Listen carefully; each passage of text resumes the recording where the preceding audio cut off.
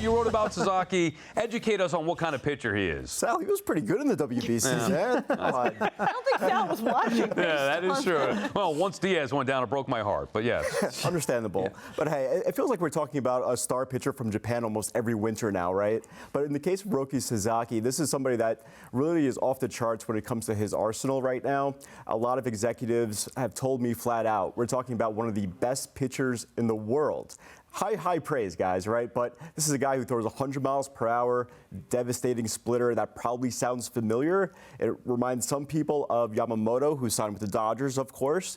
There's a difference here with Sasaki. He's a couple of years younger. He's not as polished as Yamamoto. So word that I got, obviously the Dodgers loom as like that industry favorite that everybody's attaching to his name. But the word that I got is this is somebody that's going to want to value player development when choosing a team, just because of his age, and that he has some things to prove, he has some things to work on. So I think that's something to keep in mind as part of who he is. And he's also somebody that, hey, he's pushed for this opportunity now for a while. Like, we've heard of this guy in the American culture in baseball for a couple of years now. Is somebody that's wanted this opportunity, and I think that tells us a little bit of something about who he is as a person as well. Interesting player development. Was he want to go to the Rays? I mean, it sounds nice. Well, the Dodgers also have a pretty good player development. Yeah, I know. Dave, is there any realistic chance the Mets or Yankees could get Sasaki? No, I mean, I think my favorite part of your opening there, Sal, was you said, oh, every team has a chance of getting Roki Sasaki. Right.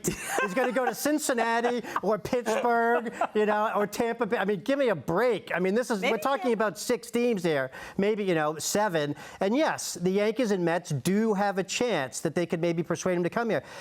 Me like Will, I've heard about this guy going to the Dodgers since like last June, if not earlier than that. And it's not what we saw last winter. It's not a coincidence. I mean, it's real that these guys want to play together at this standpoint. So they played together in Team Japan in the WBC. They like playing together. So I think there's some real undercurrent for that. But, that said, if he wants to come to the East Coast, the Mets and Yankees are great landing spots for that. They're both going to be competitive teams. The one thing the Yankees and Mets don't have the advantage here, as Will pointed out, is they can't blow them away with money. Yeah. This international bonus thing. And so when those teams lose that advantage, what are we down to? We're down to Yankees history, and we're down to Mets being an up-and-coming team. That doesn't sell well as money. This is the one time I want it to be about money. The Mets have the richest owner in the sport. Let him go out there and outbid anybody, which is why I was saying any team could get him technically because of obviously the finances. Sure. Obviously, we know that that's not the case realistically. Hannah, should the Mets prioritize Sasaki or go harder after a known commodity?